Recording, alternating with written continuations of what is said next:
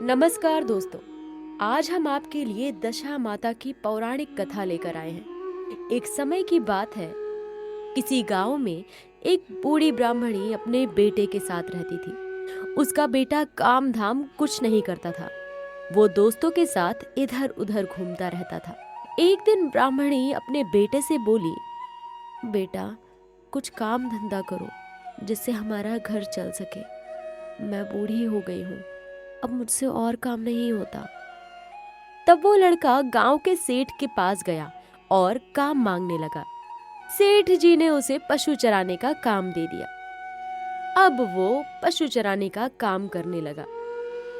एक दिन पशु चराते चराते नदी के तट पर गया तो देखा कि वहां कुछ स्त्रियां दशा माता का घड़ा ले रही थी। उनके पास एक घड़ा अधिक था। एक स्त्री ने लड़के से कहा, हम सभी दशा माता की पूजा करने के लिए उनके घड़े ले रहे हैं। हमारे पास एक घड़ा ज्यादा है, क्या तुम ये घड़ा लोगे? लड़का बोला, ठीक है, दे दो। ये सुनकर उस महिला ने लड़के को वो घड़ा दे दिया और कहा, इसे घर लेकर जाकर अपनी माँ को दे देना और कहना इसका पूजन और व्रत करें। हम तुम्हें पूजा की सामग्री भी दे रहे हैं, ये भी अपनी माँ को दे देना। लड़के ने घड़ा और पूजा का सामान लिया और घर ले जाकर अपनी माँ को दे दिया।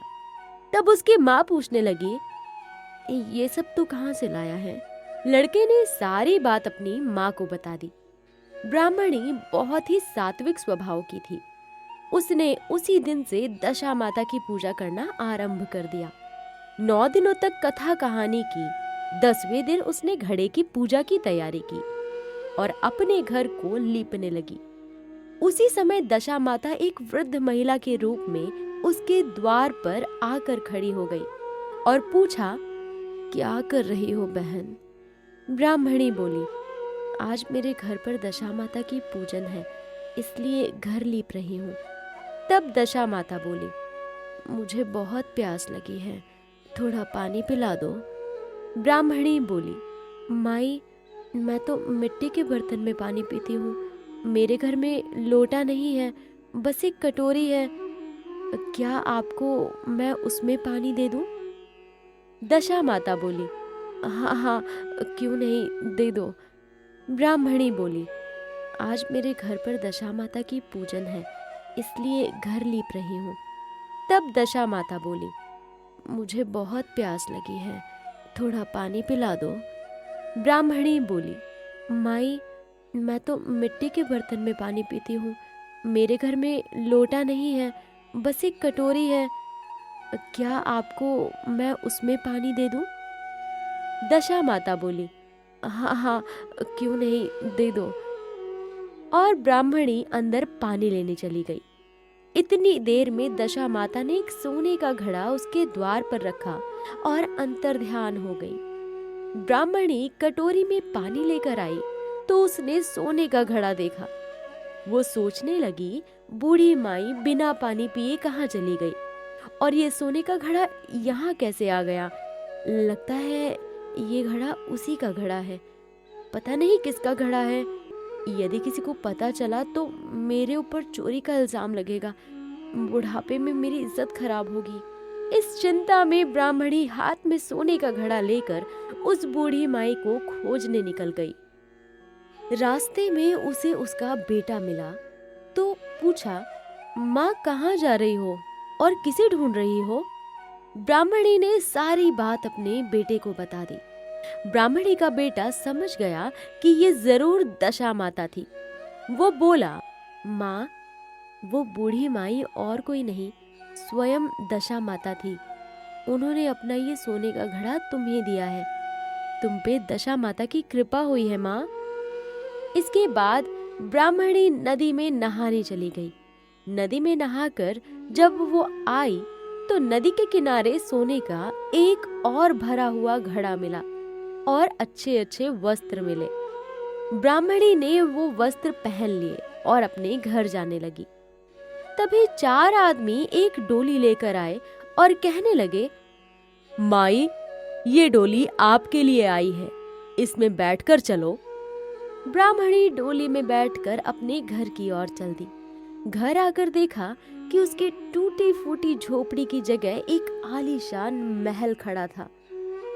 घर के अंदर जाकर उसने भक्ति पूर्वक दशा माता के घड़े की पूजा की और अपने बेटे के विवाह का वरदान मांगा। कुछ समय बाद दशा माता की कृपा से ब्राह्मणी के बेटे का विवाह हो गया और उसका सुंदर पुत्र हुआ। कुछ समय बाद जब ब्राह्मणी अस्वस्थ रहने लगी तो उसने अपनी बहू को दशा माता की पूजा की सारी विधि बताई और उसे कहने लगी, बहू, आज हमारे जो भी ठाट बाट हैं वो सभी दशा माता की कृपा से हुआ है। तुम भी 9 दिनों तक दशा माता की पूजा अर्चना जरूर करना और 10वें दिन महिलाओं को भोजन कराना।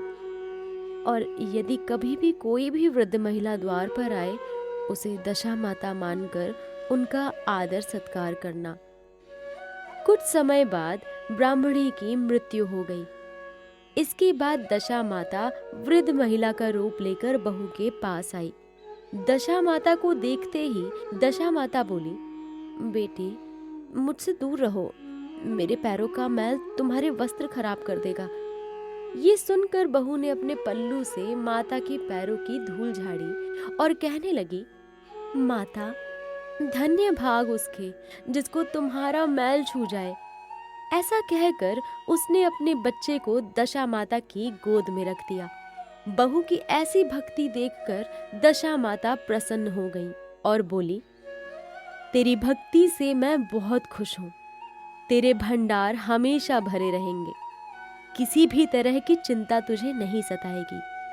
जो तू इच्छा करेगी वैसा ही फल पाएगी। ऐसा कहकर दशा माता अंतर्ध्यान हो गई। हे दशा माता, आपने जैसी कृपा उस ब्राह्मणी और उसकी बहू पर की, वैसे ही इस कहानी को कहते सुनते और हुंकार भरते सब पर दया करना। जय दशा माता।